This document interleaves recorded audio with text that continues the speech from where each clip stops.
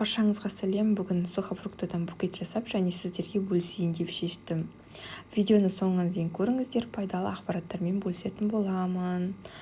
Бұл букет жасауға маған 12 000 теңгедей ақша жұмсадым, оформлениясымен бәрін бірге қосқанда.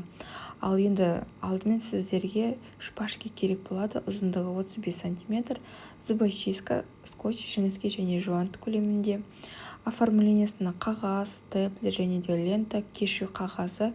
Әдемілікке қолдансаңыздар да, қолданбасаңыздар да болады, өздеріңіз қалауыңызша. Және де сухофрукты алар алдында список жазып алыңыздар, қандай түрінен, қайсысын аласыздар, қандай түрінің формасының, қандай техниканы пайдаланасыздар деген сияқты. Қайсысын көбірек алу керек, қайсысын аздау алу керек дегендей. Себебі базарға барғанда ол да көп уақыт алады. Алдын ала біліп барғаныңыз өзіңізде жақсы. Ең бастысы езілмейтін жұмсақ түрінен алыңыз, өрік мейіз алмаңыз. Формасын ұстамайды. Әрине мейіздердің, өріктердің қатты түрі бар ғой, соны алуыңызға болады. Манго, ананас, груша қатты түрінен, киви, сондайларды қолдансаңыздар. Қандай букет, қандай техника қолданасыз, сол мөлшерде аласыздар. Әрине біреуін көптеу, біреуін аздау дегендей. Сухофруктылардың алдын ала дайындаймыз, жуатындарын жуып, кесетіндерін кесіп, шпажкаларға салып қоямыз. Себебі ол да осы моменттер өте көп уақыт алады. Негізінде осы нағыз дайындау процесі көп уақыт алады. Мен мына видеода көріп тұрғаныңыздай мангодан роза жасадым.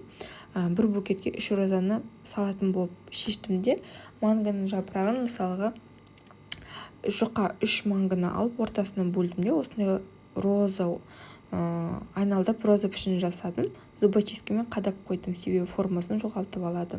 Шығып тұрған жерлерін сәл кесіп тастадым да, 3 розаны қосып бір бағытта ұстап, екі жерден скотчтадым, қатайтып. Себебі ол нағыз астын ауасы қатты болу керек. Дөңгелек пішінін жасауға тырыстым. Конечно, ол идеальны болуға емес, себебі сухофруктыларымыз әртүрлі формада болғасын, соған байланысты. Бірақ соғанда қарамастан әдемілік жасауға тырыстым. Шпажкаларын жақсылап орнатыңыздар, астын ауасы қатты болу тиіс.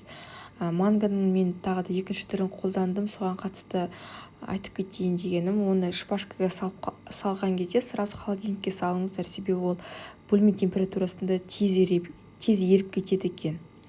Сосын шпажкасы қозғалып кетеді, еріп кеткесін жерде. Букетіміздің фантазиямызға байланысты әртүрлі қылып жасай беріңіз, қорықпаңыздар. Сіздерге айтар кеңесім, пайдалы болсам лайк басып, подписка жасып кетіңіздер.